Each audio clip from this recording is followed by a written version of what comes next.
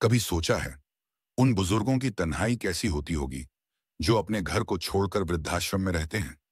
उनकी आंखों में उदासी, दिल में खालीपन, और कोई उन्हें समझने वाला नहीं। क्या कोई जानबूझकर ऐसे जीवन को अपनाना चाहेगा? वंदना आंटी यहां अपनी इच्छा से आई, लेकिन इसके पीछे छुपी हुई एक दर्दनाक मजबूरी थी जिसे उन्होंने किसी को भी नहीं बताया था। फिर उनके जीवन में आई प्रिया।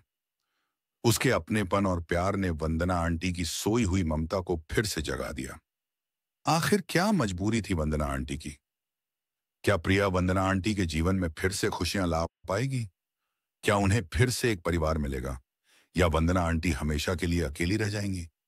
दिल के रिश्ते, एक ऐसी कहानी जो आपको रुला देगी। कॉलेज से लौटते हुए प्रिया का दिमाग बार बार उसी ओर भटक रहा था, वंदना आंटी की ओर। टीवी पर चल रहे उसके पसंदीदा धारावाहिक में भी आज उसे कोई दिलचस्पी नहीं थी। उसकी आंखों में तो बस वही बुजुर्ग चेहरा घूम रहा था, वही स्नेह भरी आंखें। बात कुछ दिन पहले की थी। प्रिया और उसकी सहेलियां अपनी प्राध्यापिका की प्रेरणा से कुछ उपहार लेकर शहर के दूर दराज बने वृद्धाश्रम पहुंची थी। वहां पहुंचकर उन्हें जो दृश्य देखने को मिला, उसने उनके दिल को हिला दिया। चारों तरफ ऐसे बुजुर्ग बैठे थे जिनकी आंखों में गहरी उदासी और एकाकीपन साफ झलक रहा था। प्रिया और उसकी सहेलियों ने उन बुजुर्गों से बातें की, उनके साथ नाचे गाए, सबको हंसाने की कोशिश की। तभी प्रिया जैसे ही अपनी जगह से उठने लगी, तभी अचानक उसका पैर मुड़ गया और उसके पैर में मोच आ गई और वो दर्द से कराह उठी। आह! उसी समय एक वृद्ध महिला ने सहारा देकर उसे उठाया और प्यार से कहा, बेटी, मेरे कमरे में बाम रखा है, आओ तुम्हें लगा दूं। उनकी आवाज में ऐसा अपनापन था कि प्रिया बिना सोचे उनके साथ चल पड़ी। बाम लगाते हुए प्रिया ध्यान से उन्हें देख रही थी। उनकी आंखों में असीम ममता और गहराई थी। प्रिया को उनके साथ बहुत ही अपनापन महसूस हुआ और उसने बहुत प्यार से पूछा, आंटी जी, आप यहां कब से रह रही हैं? वृद्धा मुस्कुराकर बोली, बेटी, यही घर तो अपना है, जहां मुझे बहुत पहले आ जाना चाहिए था। खैर, मेरी छोड़ो, तुम्हारा नाम क्या है? मैं प्रिया हूं, बीएससी फाइनल की छात्रा। और आप? मेरा नाम वंदना है। वंदना आंटी के हाथों में जैसे जादू था। उनके प्रिया के पैर पर बाम लगाते ही दर्द जैसे छूमंतर हो गया और प्रिया मुस्कुराने लगी। उस पल से दोनों के बीच एक अनकहा रिश्ता जन्म ले चुका था। बातों बातों में पता चला कि पति के निधन के बाद वंदना आंटी अपने बेटे बहू को बोझ लगने लगी। बेटे बहू के द्वारा किए गए रोज रोज के अपमान और तानों ने उनका जीना मुश्किल कर दिया था।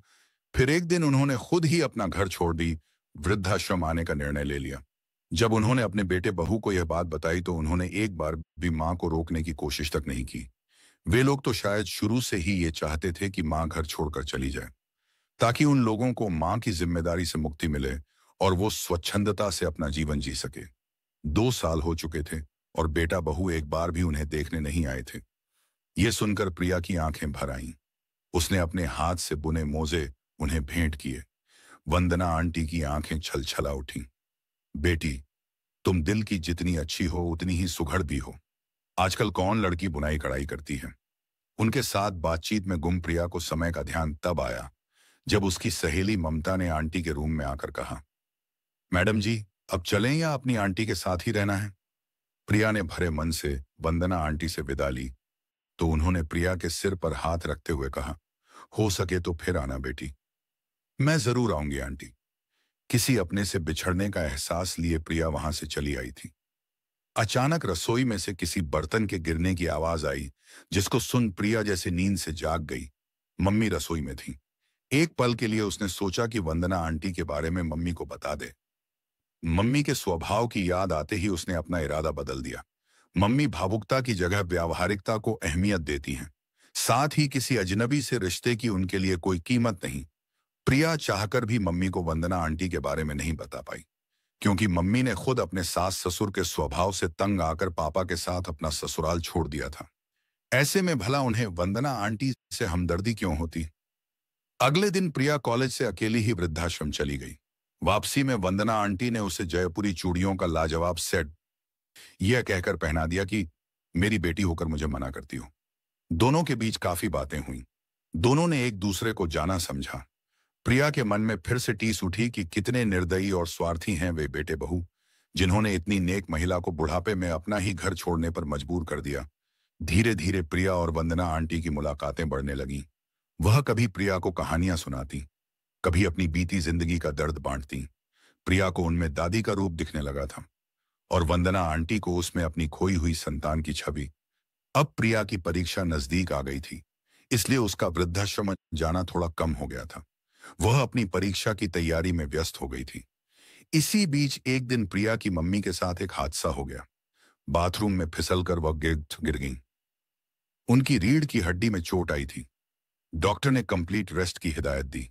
नजदीकी रिश्तेदारों में कोई ऐसा नहीं था जो इस मुश्किल समय में घर का कामकाज और मम्मी की देखरेख कर पाता। मम्मी की एक सहेली ने किसी नौकरानी को भेजा। उसके नाज नखरे इतने थे कि खुद मम्मी का सब्र जवाब दे गया, और जब उन्होंने नौकरानी से कुछ कह दिया तो वह नाक भौं सिकोड़कर चलती बनी। प्रिया के लिए अब मुश्किल हो, एक तरफ परीक्षा तो दूसरी तरफ घर का काम और मम्मी की देखभाल। इन सब व्यस्तताओं के कारण वह कुछ दिन से वंदना आंटी से भी नहीं मिल पाई थी। प्रिया के वृद्धाश्रम न आने पर वंदना आंटी को उसकी चिंता सताने लगी। जब उनसे नहीं रहा गया तो उन्होंने प्रिया को फोन किया। प्रिया ने वंदना आंटी को घर की सारी स्थिति के बारे में बता दिया। प्रिया के घर की हालात जानकर वंदना आंटी भी परेशान हो उठी। आज प्रिया का पहला पेपर था। पेपर देकर घर लौट रही प्रिया का मन मम्मी की तरफ ही लगा हुआ था। बदहवास सी जब वो घर में घुसी तो उसके आश्चर्य का ठिकाना न रहा। सामने सोफे पर बैठी मम्मी और वंदना आंटी किसी बात पर ठहाके लगाकर हंस रही थीं। अरे वंदना आंटी, आप यहां? हाँ बेटी, मेरी प्रिया तकलीफ में हो और मैं दूर रहूं, यह कैसे हो सकता है? मम्मी भी मुस्कुराकर बोली। तुमने हमें इनके बारे में क्यों नहीं बताया? प्रिया सकपका गई। मम्मी, मुझे लगा आपको यह सब अच्छा नहीं लगेगा, प्रिया की मां ने कहा। प्रिया, मैं जानती हूं कि तुम यही सोचती होगी कि मेरी मम्मी की किसी से नहीं बनती, पर बेटी, इंसान इंसान में फर्क होता है। अगर मेरी सास मेरे लिए ठीक नहीं थी तो जरूरी नहीं कि हर बुजुर्ग वैसा ही हो। मैं मानती हूं कि जवानी में मुझसे भी कुछ रिश्ते परखने में भूल हुई होगी, लेकिन वह इंसान ही क्या जो अपने अनुभवों से कुछ सीख ना सके। प्रिया के चेहरे पर शर्मिंदगी के भाव देख वंदना आंटी ने उसे सहज करने के लिए कहा, तुम्हारी मम्मी इतनी बुरी भी नहीं है बेटा कि अच्छे इंसान की कद्र न कर सके। तुम मम्मी की बातों का बुरा मत मानना। तुम्हारा सोचना अपनी जगह सही था और एक मां के तौर पर सुमन जी की सोच भी सही है। उन्होंने आगे कहा, तुम मुझे यहां देखकर हैरान हो रही होगी ना। कल फोन पर बातचीत के दौरान मुझे तुम्हारी परेशानी का अंदाजा हो गया था।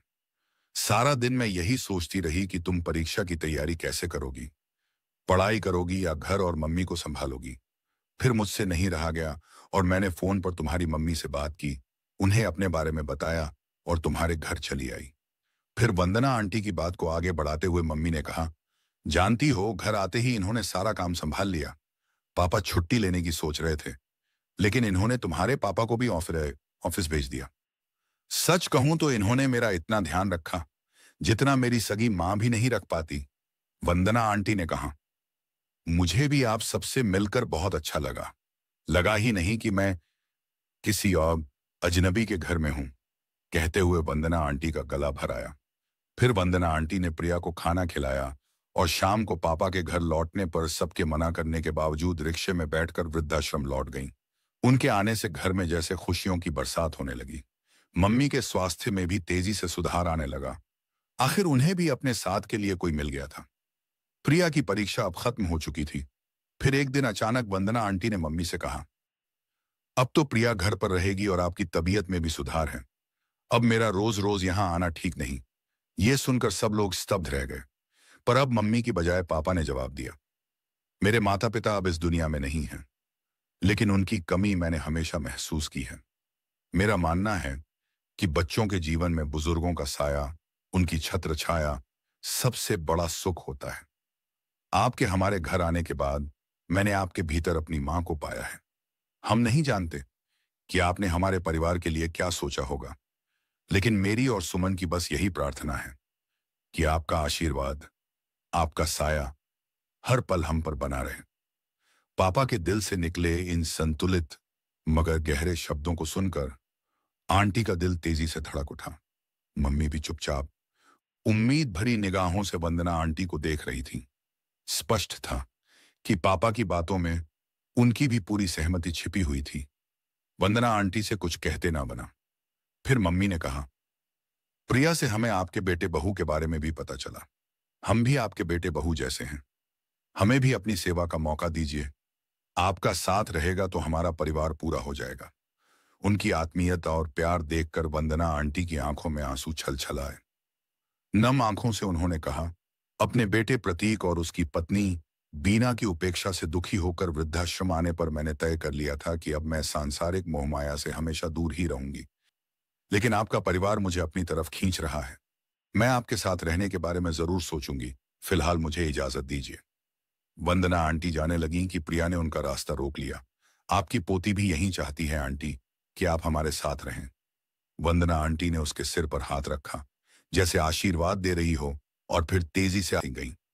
पीछे से प्रिया उन्हें पुकारे जा रही थी, प्लीज वंदना आंटी, प्लीज मत जाओ। अब वो खुद को रोक नहीं पा रही थी। उन्होंने वहां से जाने की बहुत कोशिश की, लेकिन उनके कदम आगे बढ़ ही नहीं पा रहे थे। शायद प्रिया और उसके माता पिता का प्यार उनके पैरों की बेड़ियां बन गया था, और पीछे से प्रिया लगातार उनको रोक रही थी। आंटी प्लीज मत जाओ। तभी वो मुड़ी और प्रिया के पास आई और उसे सीने से लगाते हुए बोली, वंदना आंटी नहीं, दादी माँ कहो। प्रिया के साथ साथ मम्मी पापा की आंखों में भी खुशी के आंसू छलक आए। वंदना आंटी की भी आंखें नम हो गईं। वो बोली, बेटा बहू को ठुकराकर मैंने सोचा था कि अब किसी मोह में नहीं पड़ूंगी, लेकिन तुम सबके स्नेह ने मेरा मन बदल दिया। खून के रिश्तों ने मुझे छोड़ दिया, लेकिन दिल के रिश्ते अब हमेशा मेरे साथ रहेंगे। मैं अब इन्हें खोना नहीं चाहती। मेरा खोया हुआ परिवार आज मुझे फिर से मिल गया। इस कहानी से बस एक ही बात समझ आती है कि सच्चा अपनापन वो है जो दिल से निभाया जाए, जो दर्द और खुशी में साथ दे। यही असली परिवार है, जो जीवन में अकेलेपन को भी मिटा देता है। और यही हमें सिखाता है कि इंसान को अपनेपन के लिए खून नहीं, दिल के रिश्तों की जरूरत होती है। अगर आपको ये कहानी पसंद आई हो तो लाइक, शेयर और सब्सक्राइब करना ना भूलें। हम फिर मिलेंगे एक और भावपूर्ण और प्रेरणादायक कथा के साथ। तब तक श्री कृष्ण की कृपा आप पर बनी रहे। जय श्री कृष्ण।